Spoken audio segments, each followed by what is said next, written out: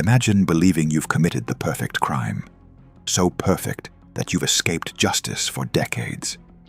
You've changed your name, built a quiet life, raised a family, and convinced yourself that the past is buried forever. Then, one day, without warning, a single, almost invisible mistake cracks everything open.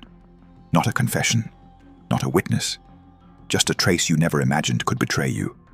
And suddenly, one of the most brutal crime sprees in American history is exposed. This is the true story of how one simple mistake, rooted in everyday technology and human trust, finally unmasked the Golden State Killer, a man who terrorized California for more than 40 years, and how that small error ended a reign of fear that once seemed unstoppable. For decades, he was a ghost.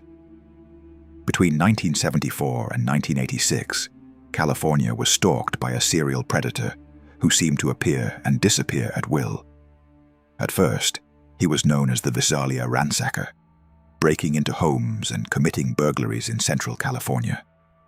Then he escalated. As the East Area Rapist, he attacked dozens of women in Northern California, often striking at night, slipping into suburban homes while families slept. Later, in Southern California, he became known as the original Night Stalker, responsible for at least 13 murders. These were not impulsive crimes. They were calculated, methodical, and terrifyingly personal. He would stalk neighborhoods for weeks, learning routines, mapping escape routes, and choosing victims with chilling precision. He used ligatures, threatened entire families, and taunted police with phone calls and letters. In some cases, he told victims he would come back. And sometimes, he did.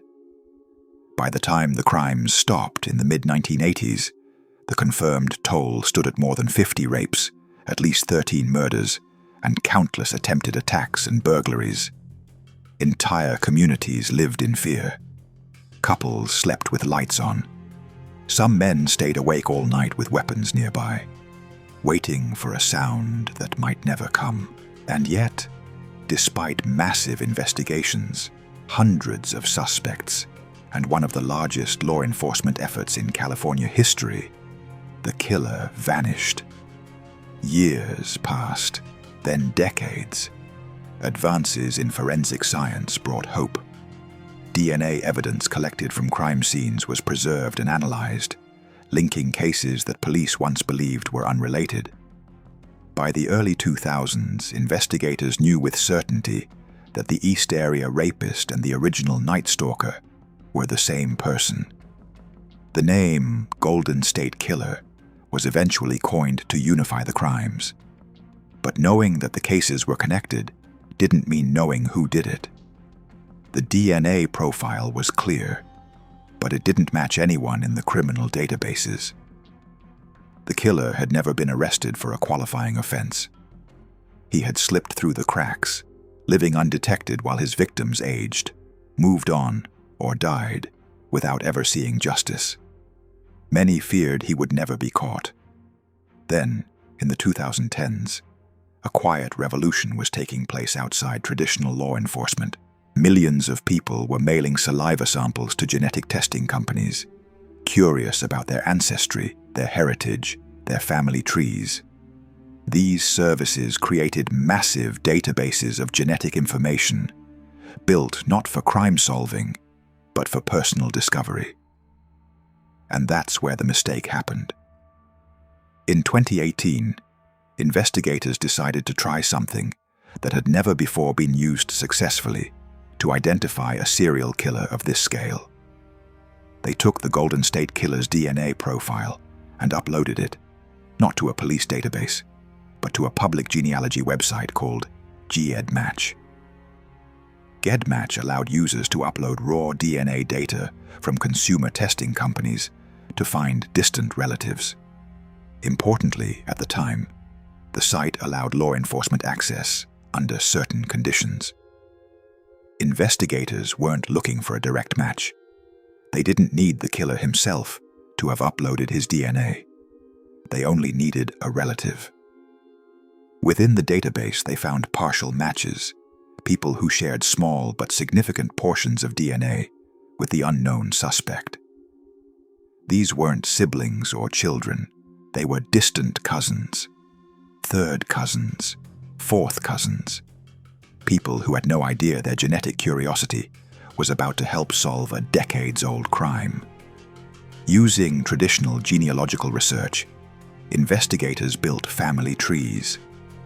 They traced lineages back through generations, cross-referencing public records, birth certificates, marriage licenses, and obituaries. Slowly, methodically, they narrowed the pool. From hundreds of possible relatives, they worked their way down to a handful of men who fit the profile. Male, living in California at the right times, the right age, with access to the areas where the crimes occurred. One name stood out: Joseph James DeAngelo. DeAngelo was born in 1945 and had lived in many of the same regions where the crimes occurred. Even more unsettling, he had once worked as a police officer in Exeter and Auburn, California, during the years of the attacks. He understood police procedures. He knew how investigations worked. He knew how to avoid detection. But suspicion wasn't enough. Investigators needed proof, and this is where the simple mistake became fatal to his freedom. Police began discreet surveillance of DeAngelo. They followed him. They watched his routine. They waited. Then, one day, he threw something away. According to court records and law enforcement statements, investigators collected discarded items from DeAngelo, objects he had used and thrown into the trash. Among them were items containing his DNA, a tissue, food remnants, everyday trash that no one thinks twice about. When forensic analysts tested that DNA, the result was definitive. It was a match. The genetic profile from DeAngelo's discarded trash matched the DNA collected from multiple Golden State Killer crime scenes decades earlier. The probability of it belonging to anyone else was astronomically small. After more than 40 years, the ghost had a name. On April 24, 2018, Joseph James DeAngelo was arrested at his home in Citrus Heights, California. Neighbors watched in disbelief as police took away a man they described as quiet, sometimes grumpy, but otherwise unremarkable. A husband, a father, a grandfather. The shock rippled across the nation. For survivors, the arrest was overwhelming. Some had waited their entire adult lives for this moment. Many had believed it would never come. For families of murder victims, it reopened wounds, but also brought a long-denied sense of validation. They had not imagined the horror. They had not exaggerated the fear. The monster was real, and now he was in custody. As details emerged, the case became even more disturbing. Investigators confirmed that DeAngelo had carefully followed media coverage of his crimes for years. He had allegedly made threatening phone calls to victims decades after the attacks, whispering chilling reminders of what he had done. He had blended into society so completely that even those closest to him had no idea of the darkness he carried. In 2020, DeAngelo pleaded guilty to 13 counts of first-degree murder and admitted to numerous other crimes as part of a plea deal that spared him the death penalty. He was sentenced to life in prison without the possibility of parole. In court, survivors stood just feet away from the man who had changed their lives forever. Some spoke directly to him. Some described years of trauma, broken relationships, and sleepless nights. Others simply said his name and reclaimed their power by refusing to be silent any longer. DeAngelo offered a brief statement, admitting guilt and acknowledging the pain he caused. But for many, the words came far too late. What makes this case so haunting isn't just the brutality of the crimes. It's how close the killer came to dying free. If not for the rise of consumer DNA testing, if not for distant relatives curious about their ancestry, if not for a discarded item tossed casually into the trash, the Golden State Killer might never have been caught. This case permanently changed law enforcement. It demonstrated the power of genetic genealogy and opened the door to solving hundreds of cold cases across the United States and beyond. Since D'Angelo's arrest, similar methods have been used to identify suspects in long unsolved murders, bringing answers to families who had lost hope. But it also sparked intense debates about privacy, consent, and the ethics of using genetic data. Should people be warned that their DNA could implicate a relative? How should these tools be regulated? Where is the line between justice and intrusion? There are no easy answers.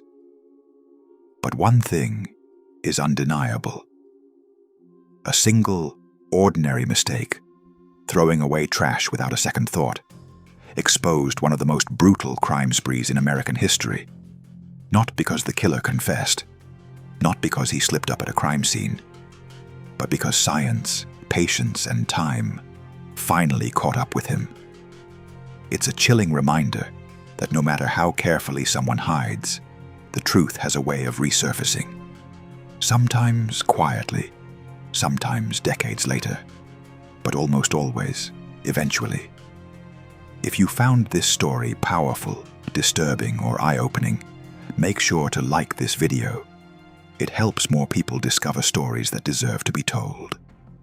Subscribe to the channel for more deeply researched true crime stories that explore not just what happened, but how and why. And stay connected, because the next case may remind you just how thin the line is between anonymity and accountability.